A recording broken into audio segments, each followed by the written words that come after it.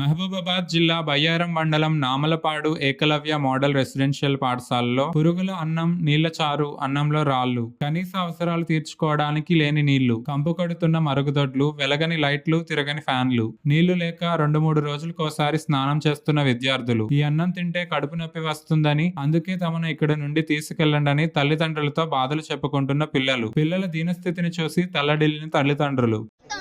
Water రాకుండా allergies ఉంది. ఇవి మొత్తం ఎలర్జీస్ నైట్ మొత్తం గోక్కొని నిద్ర రావట్లేదు. దోమ కుడుతున్నాయి, ఫ్యాన్స్ ఆగిపోతున్నాయి. పండుకోవాల్సింది ఇక్కడ ఇంటర్ వాళ్ళ రూమ్ క్లాసెస్ రూమ్ లో పండుకుంటున్నాం. క్లాస్ రూమ్ లో పండుకుంటున్నాం. దోమలు ఇవన్నీ కుడుతున్నాయి. కొన్ని క్లాసెస్ అయితే పగిలిపోయినాయి.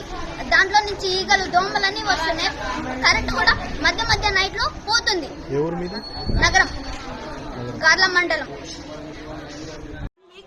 బట్టలు వాష్ చేసుకోక ఆ బట్టలు నేను రిటర్న్ తీసుకెళ్తున్నా. మళ్ళీ బట్టలు కొత్త ఇంటి దగ్గర వాష్ చేసుకొని తీసుకొస్తున్నా సార్. నేను హైదరాబాద్ నుండి వచ్చాను సార్. ఇప్పుడు బట్టలు తీసుకెళ్తాను, మళ్ళీ నెక్స్ట్ వీక్ బట్టలు తీసుకొని వస్తాను సార్. వాష్రూమ్ వెళ్ళడానికి కూడా మమ్మీ వాటర్ లేవు, మమ్మీ వాష్రూమ్ వస్తుంది అని చెప్పంటే, నాన్న వాటర్ లేకపోతే ఎట్లా వెళ్తావు నాన్న అని చేసి బాధ అనిపించేసింది సార్. ఏడ్ చేసినా మా పాపని బట్ట వేసుకొని. అడిగినాం సార్, 2 times అడిగాను. నేను వచ్చినప్పుడు ఒకసారి అడిగాను, మా హస్బెండ్ వచ్చినప్పుడు ఒకసారి అడిగారు. వస్తాయి అని అంటున్నారు.